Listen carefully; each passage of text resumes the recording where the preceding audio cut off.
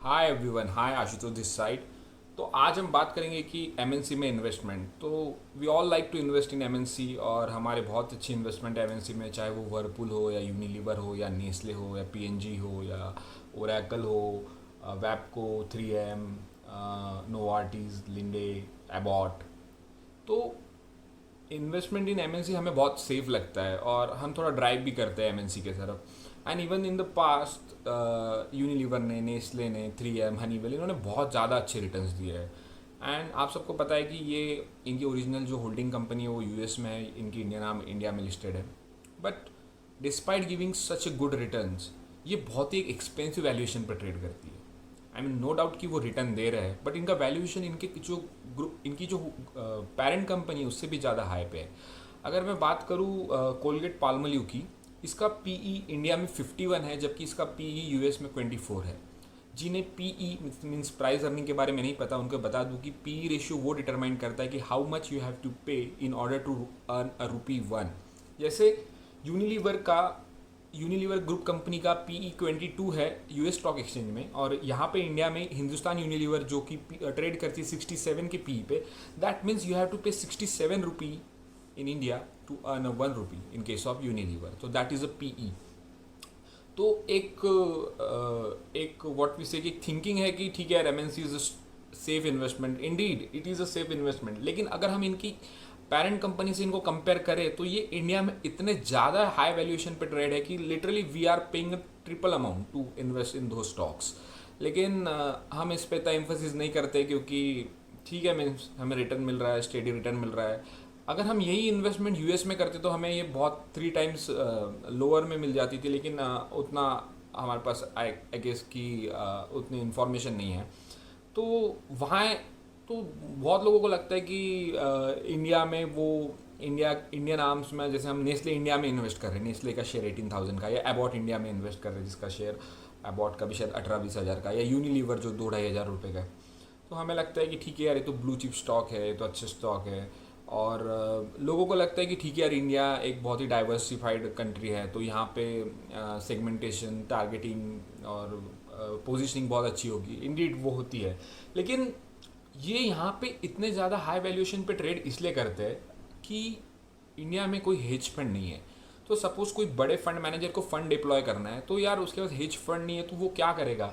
उसे जानबूझ के फंड इसमें इन्वेस्ट करना पड़ेगा। उसके पास कोई ऑप्शन नहीं है वो फंड कहाँ इन्वेस्ट करे। वो बोलेगा कि ठीक है ना यार, नेस्ले की कंपनी है, नेस्ले की सब्सिडरी, कर डालते ना इसमें इन्वेस्ट। ठीक है यार कि कोलगेट पाल्मोलिव इतनी बड़ी कंपनी है, कर डालते ना यार। ठीक है यार, एबॉट है, ठीक है यार, डीमार्ट में कर डालते, भले इतना हाई वैल्यूएशन है, क्योंकि और दूसरी तो कोई रिटेल बिजनेस है नहीं जो इतना अच्छा है। फ्यूचर रिटेल की तो हवा निकल गई। तो इसे अगर सीधे भाषा में समझाओ तो इट्स लाइक कि एमबीए, कि ठीक है यार, ग्रेजुएशन हो गया है, अब कुछ करने को है नहीं, 10 लाख रुपए कॉलेज मांग रहा है, दे देते ना यार, क्यों, हो जाएगा, जॉब वॉब हो जाएगी। इट्स लाइक दैट मीन्स, इसलिए एमबीए जितना ओवर वैल्यूड है, जितना ही ज़्यादा ओवर रेटेड है। मैं भी खुद एक एमबीए हूँ, प्लीज़ स्ट्राइक मत कर देना चैनल पे, एमबीए के बारे में कुछ कुछ बोल रहा है करके। तो एक व्यू देखते हैं कि चलो कोलगेट के बारे में बात करते हैं कि कोलगेट इंडिया का जाना माना नाम है। तो कोलगेट का पी यहाँ पे इंडिया में 51 पे है, जबकि यूएस में वो 24 पे है। जीएसके ग्लैक्सोस्मिथक्लाइन, इसका पी इसके पेरेंट कंपनी का 44 है, जबकि इंडिया में ओके, जीएसके ही एक ऐसी कंपनी है जिसका इंडिया में वो एक अच्छे वैल्यूएशन पे ट्रेड हो रही है, ये मुझे नहीं पता था। अगर हम यूनिलीवर की बात करें तो यूनिलीवर की बहुत सारी कंपनी, जैसे आपको पता होंगी कि Pakistan Unilever, Hindustan Unilever, Nepal Unilever. तो जबकि यूनिलीवर की ओरिजिनल पीएलसी जो कि 22 के पी पे ट्रेड कर रही है, तो हिंदुस्तान यूनिलीवर 67 के पी पे ट्रेड कर रही है, 33 टाइम्स। अगर हम वर्लपूल की बात करें तो जो इनकी ओरिजिनल कंपनी है, जो वो 8.8 के पी पे ट्रेड कर रही है, जबकि इंडिया में वर्लपूल 52 के पी पे ट्रेड कर रहा है। तो this is over valuation. Same with the Pfizer, जो कि ओरिजिनल कंट्री में 13 के पी पे ट्रेड कर रहा है, इंडिया में वो 36 के इसमें ट्रेड कर रहा है, almost 3 times. Same with 3M company जो कि ऑटोमोबाइल पार्ट बनाती है, हनीवेल ऑटोमेशन।